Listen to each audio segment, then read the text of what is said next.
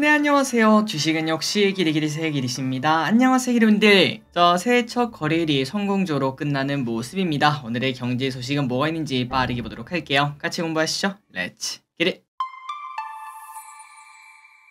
자, 빠르게 보도록 하겠습니다. 첫 번째 소식은 킹성전자 소식을 볼 수밖에 없겠죠. 자, 삼성전자가 매우 뜨거운 모습을 나타내고 있습니다. 8만 전자까지 진짜 이제 딱 한 걸음만 남기고 있고, 당연히 52주 신고가를 또다시 쓰고 있죠. 마침 또 메리츠증권은 삼성전자의 목표 주가를 9.5만원으로 상향하며 4분기 영업이익에 대한 기대감을 가진다, 이렇게 말을 했습니다. 그리고 최근 들어 삼전이 예상보다 빠르게 디램 감산폭을 줄이는 것으로 추정되기 때문에 수익성이 더 빠르게 회복될 것으로도 보인다고 하네요. 과연 삼성전자 한 번에 9만 전자 넘게 갈 수 있을지, 그리고 올해 안에 9만 5천원 갈 수 있을지 보도록 하겠습니다.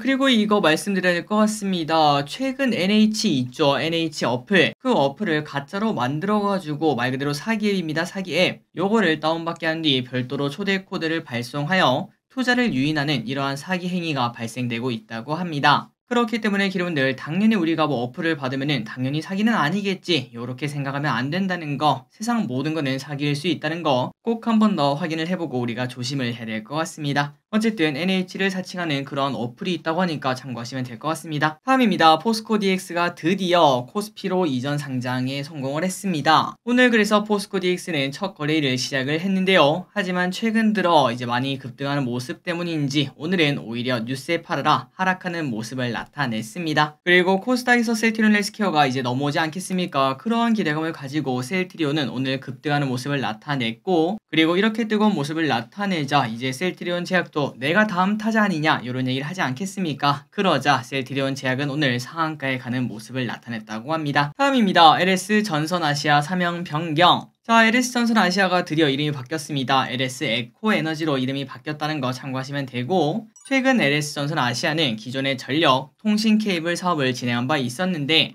그런데 이제는 해저 케이블, 히토류 산화물 사업을 추가하며 친환경 에너지 기업으로 도약하겠다며 LS 에코에너지 이렇게 이름을 바꿨다고 합니다. 그래서 이러한 사면 변경, 그 다음에 신사업 기대감으로 그동안 주가가 좋았는데, 과연 요 친구는 뉴스에 팔아라가 나올지 한번 계속 보도록 하겠습니다. 다음입니다. 곧 다가올 공모주는, 자, 공모주 휴가가 슬슬 끝나가고 있습니다. 어느덧 2주만 지나면은 다시 청약을 시작을 해야 되는데요. 그렇다면 어떤 녀석이 오는지 쓱 보도록 하겠습니다. 일단은 가장 기대가 큰 기업입니다. 뷰티테크 기업인 APR, 그리고 선박 서비스 관련 회사인 HD 현대 마린 솔루션, 키오스크를 만드는 회사인 포스뱅크, 인테리어 회사인 스튜디오 삼익 등 이런 기업들이 상장을 준비하고 있다고 하네요. 자, 과연 올해도 따따블이라는 게 존재할지, 특히 APR의 공모가가 20만원으로 결정된 확률이 꽤나 높겠죠. 만약에 그 상태로 이제 성공적으로 상장을 해준다면은 이게 돈이 얼마냐 라는 이야기가 당연히 나옵니다. 기대해보도록 할게요. 다음입니다. 주가 더 오른다. 역시 전문가의 말은 믿을 게 없습니다. 우리가 어제 공부했다시피 2650, 코스피 2650이면 고점이다, 한 달 내내 하락한다, 요런 얘기를 우리가 봤었는데요. 하지만 오늘 또 코스피 그런 거 없다, 그냥 바로 2669로 더 가겠소, 이렇게 말을 하고 있습니다. 그래서 이런 걸 봤을 때 전문가도 결국은 사람일 뿐이라는 거 여러분들이 꼭 한 번 더 명심을 하시고, 특히 제가 하는 이야기도 절대 100%라는 건 없기 때문에 참고만 하시는 게 가장 좋을 듯 합니다. 어쨌든 오늘 코스피가 이렇게 좋은 흐름을 나타낸 와중에 그나저나 미국에서는 낙관론이 계속 나오는 중이라고 합니다. 경기 침체 가능성이 슬슬 사라지며 진짜 연착륙 이야기가 나오고 있기 때문이죠. 다만 시장이 어느 정도 선반영한 게 리스크라도 볼 수 있고, 다만 아직까지 눈에 띄는 악재가 없다 보니까 증시 기대감이 여전히 살아있다고 합니다. 다만 높이 나는 새는 떨어질 때도 아프겠죠. 그렇기 때문에 혹시나 내가 과열되었다라고 생각된다면은 조금의 현금 비중을 챙기는 전략은 사용할 필요가 있을 것 같습니다. 다음입니다. 살 게 없다면은 이 주식은 어떤가요? 전문가를 대상으로 올해 유망한 주식을 물어봤다고 합니다. 그래서 나온 결과를 보면은 반도체가 압도적으로 순위를 휩쓸었다고 하는데요. 삼전, 하이닉스, 한미반도체, 리노공업, HPSP 이러한 기업들이 꼽혔다고 합니다. 그리고 그 외에는 뭐가 있나 봤더니 에코프로, 에코프로비엠, 삼성 SDI 등 이러한 2차전지 기업들이 자리를 차지했는데, 불확실성이 가득한 한 해인데도 불구하고 하지만 성장성은 누구나 인정하기 때문에 그 불확실성이 없어지는 그 순간 그때부터는 다시 달릴 것으로 예상을 한다고 합니다. 그리고 올해 뜨거울 섹터를 물어봤을 때는 AI, 로봇, 비만 치료제 2차전지 이러한 순으로 기대감이 높다라는 말을 했다고 하는데 하지만 개인적으로 새로운 주도주는 항상 우리가 기대 못한 곳에서 나타납니다. 일단은 오늘 매우 뜨거웠던 온디바이스 AI, 그 다음에 CXL 요 친구부터 우리가 한번 지켜보도록 하고 그 이후의 일은 그때 또 예상하도록 할게요. 다음입니다. 비트코인 다시 급등합니다. 오늘 5%나 올라 다시 6천만 원이 되었는데요. 그렇다면 오른 이유가 뭔가? 당연히 이거겠죠. 현물 ETF 승인 임박 기대감으로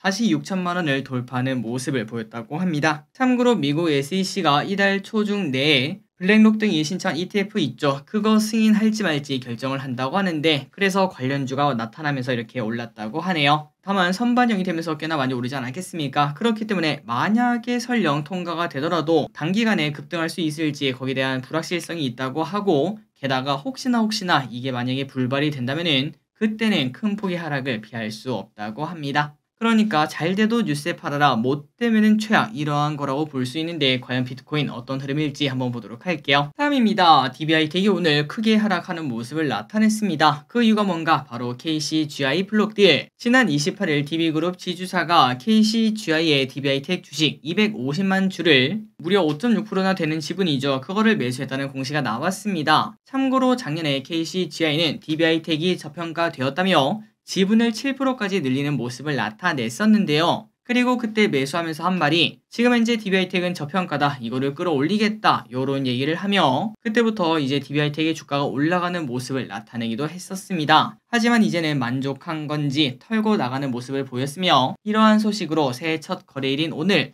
DBI텍은 6% 하락으로 마무리가 되었습니다. 다음입니다. 블랙핑크 YG를 떠난다. 얼마 전에 불핑 완전체 소식을 들려줬던 YG가 오늘은 악재가 나왔습니다. 바로 불핑이 모두 YG를 떠난다는 소식인데요. 아니 길이 불핑을 한다며 근데 어떻게 YG를 떠나냐 라고 봤더니 팀 활동만 YG를 통해 진행하고 그런데 개인 소속사는 따로따로 한다는 거겠죠. 특히 제니는 개인 레이블을 설립했고 다른 멤버들의 거치는 아직 알려지지 않았다고 합니다. 여러분들이 아시다시피 지금 현재 불핑은 YG의 핵심 IP입니다. 불핑 없으면 진짜 YG 휘청거릴 수밖에 없는데 그런데 이런 소식이 나오자 오늘 6%나 또다시 급락하는 모습, 지난번에 급등했던 그거를 전부 다 반납하는 모습을 나타냈습니다. 다음입니다. 아마도 대상이 되시는 기류분들도 계실 거라고 생각하고 그리고 우리 부모님이 딱 이쪽 세대라고도 볼 수 있겠죠. 참고하시면 될 것 같습니다. 자, 올해부터 기초연금 선정 기준액이 작년에는 202만원이었는데 월 213만원으로 인상이 되었다고 합니다. 그리고 부부가구는 340만 8천원으로 결정이 되었다고 하니까 기초연금을 받을 수 있는 사람들이 늘어났다고 볼 수 있겠죠. 약 700만 명 정도로 늘어날 것으로 보인다고 하니까 혹시나 대상이 되는지 확인해 보시면 좋을 것 같습니다. 그리고 이때까지 있었던 3000cc 이상 혹은 4000만원이 넘는 차량 소유 기준은 폐지가 되었다고 하니까 이 부분도 확인하시면 좋을 것 같습니다. 그리고 중요한 건 이겁니다. 기초연금은 그냥 시간 되면 주는 게 아닌데요. 신청을 해야 받을 수 있다는 거 잊지 마시고 24년, 그러니까 올해는 65세가 되는 사람이 1959년생부터 가능하다고 하니까 혹시나 내가 1959년 그 다음에 뭐 2월생이다 그렇다면은 그 전달인 1월달에 신청할 수 있다고 합니다. 그렇게 신청하면은 2월달부터 받을 수 있다고 하니까 혹시나 내가 신청 못해서 못 받는 일 없도록 꼭 챙기시기 바랍니다.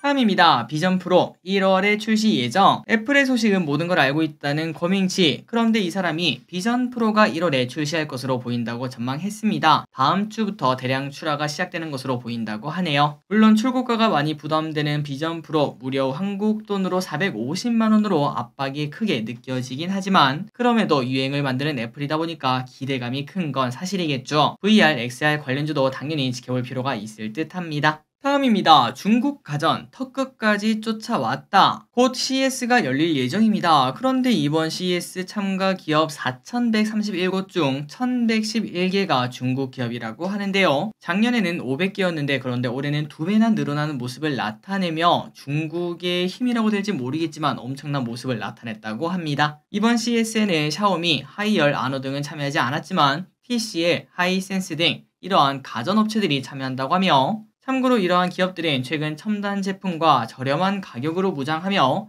삼성과 LG를 바짝 추격하는 모습 보여준다고 합니다. 특히 TV가 매우 치열하다고 하는데 삼성은 작년 3,600만 대를 출하하며 당연히 세계 1위를 기록했지만 그런데 3분기 기준 전년보다 10%가 하락한 모습. 그런데 이 와중에 중국 기업들의 출하량은 증가하는 모습을 보였다고 하니까 이거 따라오는 거 아니냐 이런 걱정이 나온다고 합니다. 그리고 참고로 LG는 이들보다 적은 출하량으로 4위를 기록했다고 하네요. 다음입니다. 아프리카TV의 변신. 자, 네이버에서 스트리밍 서비스를 출시하며 개인 방송 플랫폼에 지각 변동이 있을 예정인데요. 아프리카도 뒤처지지 않기 위해서 변신을 시도한다고 합니다. 자, 아프리카TV는 올 상반기 내 숲이라는 플랫폼을 론칭해 글로벌 플랫폼으로 나아가며 사명 변경도 검토한다고 합니다. 또한 별풍선 제도도 변경을 검토한다고 하며 별풍선을 시장에서 통용될 수 있는 네이밍으로 변경하고 기존의 BJ라는 단어도 스트리머로 통일을 한다고 하네요. 아마도 아프리카TV를 아시는 분들은 아실 겁니다. 조금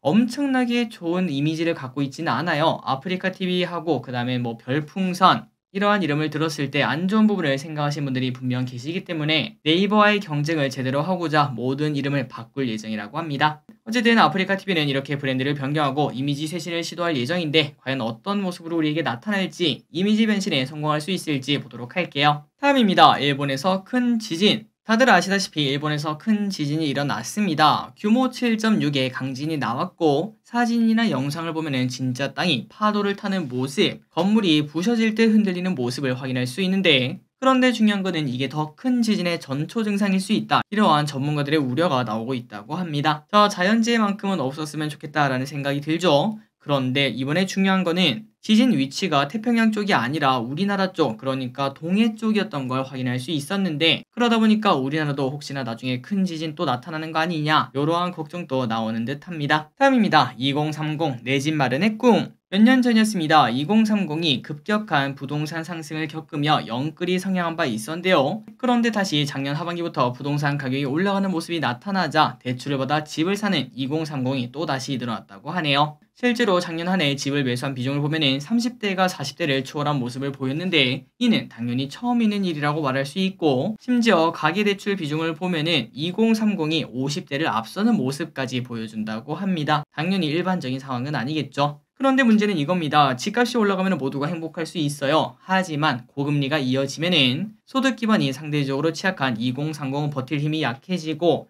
혹시나 여기서 집값까지 떨어진다. 그러면은 당연히 안 좋은 일이 생길 수밖에 없습니다. 그리고 실제로 작년 7월까지 채무 조정을 신청한 인원 중 3분의 1이 2030이었다고 하니까 우려감이 들 수밖에 없다고 하네요. 어쨌든 결국 집값이 오르면 모두는 버틸 수 있는 힘이 주어지겠지만 만약에 조정이 나타나면은 당연히 흔들릴 수밖에 없는데 올해 집값이 어떻게 될지 계속 관심 있게 봐야 될 것 같습니다. 마지막 소식입니다. 금투세 폐지. 한때 모든 주식 투자자들에게 큰 떡밥이었던 금투세. 참고로 금투세는 연간 5천만 원 넘게 주식으로 벌었다면은 소득세를 내라 이렇게 말하는 건데요. 2020년에 세법을 만들고 23년 원래 작년부터 시작하려 했었으나 정권이 바뀌면서 일단은 25년까지 유예가 되었습니다. 그런데 이번에 갑자기 개장식에서 윤 대통령은 금투세 폐지를 추진한다 이렇게 밝혔다고 하며 결국은 공매도 금지, 양도세 완화, 마지막으로 금투세 폐지 이렇게 이어지는 모습에 당연히 증시는 활짝 웃을 수밖에 없을 듯합니다. 개인적으로는 한 5억 이상 벌어야 그 정도 되어야 이제 세금을 내야 되지 않나 라는 생각을 해보네요. 어쨌든 아직까지 확정은 되지 않았지만 금투세 폐지 꼭 되었으면 좋겠습니다. 자, 오늘의 공부 여기까지 끝났습니다. 항상 이렇게 같이 공부해서 진심으로 감사합니다. 지금까지 길이셨습니다. 빠이요.